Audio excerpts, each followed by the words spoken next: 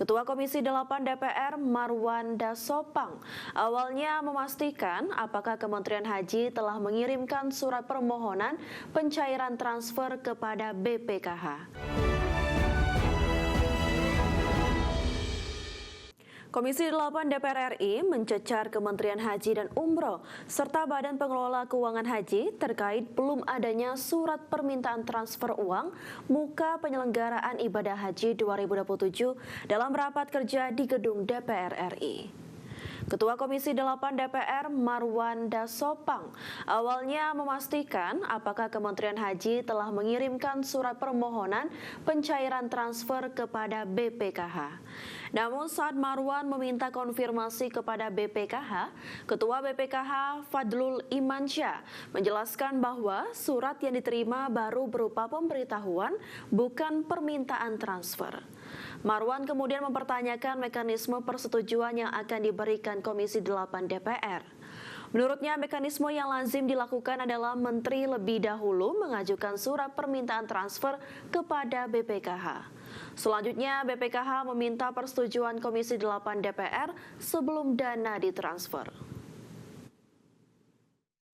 Baik, pertanyaannya sudah dikirim surat permohonan pencairan transfer ke BPKH? Sudah. Oke. Ini mekanismenya saja. Apakah yang disetujui oleh DPR itu atas permintaan atau cukup yang disetujui DPR itu pemberitahuan? Biasanya ini oleh Menteri meminta ke BPKH untuk ditransfer. BPKH melaporkan ke DPR supaya mendapat persetujuan untuk ditransfer sebagaimana permintaan Menteri Haji nomor sekian. Ini tergantung Bapak-Bapak semua. Kalau ini cukup, ya sudah, kita setujui pemberitahuan. Jadi izin Pak, biasanya setelah pemberitahuan, memang ini kami kemudian bersurat ke DPR juga, nanti diputuskan, baru nanti ada permintaan atas keputusan DPR untuk uang muka tersebut. Dari sisi mekanisme, mestinya seperti itu, ada permintaan untuk ditransfer. Karena segera ditransfer, BPKH minta persetujuan dari Komisi 8. Nah, hari ini rapat kita Danantara mempercepat eksekusi 26 proyek hilirisasi strategis dengan total nilai investasi mencapai 225 triliun rupiah. Penggelontoran dana tersebut bertujuan untuk meningkatkan nilai tambah komoditas di dalam negeri. Badan Pengelola Investasi Danantara Indonesia mempercepat eksekusi 26 proyek hilirisasi strategis nasional dengan total nilai investasi mencapai 225 triliun rupiah.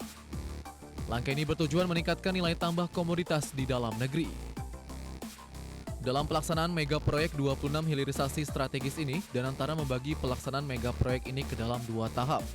Fase pertama dimulai lewat peletakan batu pertama pada 6 Februari 2026 mencakup 6 proyek prioritas di 13 lokasi dengan investasi 109 triliun rupiah dan serapan 11.456 tenaga kerja. Sementara peletakan batu pertama atau groundbreaking fase kedua berlangsung pada 29 April 2026. Fase tersebut meliputi 10 proyek di 13 lokasi dengan nilai investasi 116 triliun rupiah dan potensi penyerapan 26.377 tenaga kerja. Kepala Badan Pengelola BUMN sekaligus Chief Operating Officer atau COO Danantara, Doni Oskaria menegaskan bahwa investasi hilirisasi strategis ini dirancang untuk memberikan dampak langsung terhadap perekonomian masyarakat di daerah, termasuk dengan menciptakan lapangan kerja dan memberikan nilai tambah perekonomian. Secara rinci, 26 proyek hilirisasi yang digarap oleh Danantara mencakup komoditas strategis di berbagai sektor, mulai dari sektor pertambangan, sektor energi, dan pangan. Di sektor pertambangan, proyek menyasar pembangunan smelter aluminium, baja nilkarat atau stainless steel, dan pemurnian tembaga. Di sektor energi dan pangan, investasi Danantara dialokasikan untuk fasilitas bioaftur, bioetanol, pengolahan kelapa sawit, industri kelapa, serta peternakan ayam terintegrasi. Di sisi lain, dalam pelaksanaan eksekusi 26 proyek hilirisasi strategis tersebut, Kepala BP BUMN Doni Oskaria menyebutkan terdapat kolaborasi 4 BUMN yakni PT Mineral Industri Indonesia Persero atau Main ID, PT Land Industri Persero, PT Krakatau Steel Persero Tbk, dan PT Perminas Persero sepakat untuk mengoptimalkan pasokan dan penyerapan mineral kritis di dalam negeri serta mempercepat hilirisasi untuk kebutuhan industri strategis seperti kendaraan listrik hingga sektor pertahanan. Dari Jakarta, IDX Channel.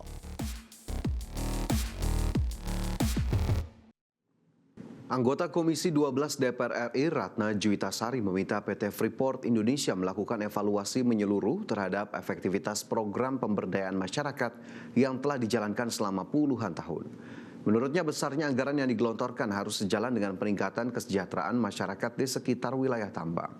Ratna menilai program pemberdayaan masyarakat yang telah berlangsung selama puluhan tahun perlu dievaluasi secara mendalam. Ia meminta manajemen PT Freeport Indonesia mencari benang merah dari berbagai program yang telah dijalankan sehingga dapat dirumuskan model pemberdayaan yang lebih efektif dan berkelanjutan. Ratna juga menyoroti besarnya dana tanggung jawab sosial yang telah dikeluarkan perusahaan yang mencapai sekitar 117,1 juta dolar Amerika Serikat setiap tahun. Masyarakat semestinya merasakan dampak yang jauh lebih signifikan. Ratna berharap PT Freeport Indonesia melakukan pembenahan terhadap desain program tanggung jawab sosial perusahaan sehingga benar-benar mampu menghadirkan perubahan nyata bagi masyarakat Papua. Namun yang menjadi big question kami sampai dengan hari ini, Pak, kenapa program-program tersebut belum bisa meningkatkan kesejahteraan secara kolektif gitu loh, Pak. Ini kan udah terjadi selama berpuluh tahun. Berarti selama berpuluh tahun itu Freeport juga sudah berbuat gitu. Mungkin perlu dicari Pak Dirut, Pak Tony, apa yang menjadi benang merah yang bisa kita gunakan sebagai clue program-program ini itu bisa berkelanjutan gitu Pak. Pasti ada Pak titik temunya yang istilahnya bisa menjadi trigger atau insight supaya program-program ini bukan one stop off gitu loh Pak. Kan sudah banyak banget nih dana yang dikeluarkan.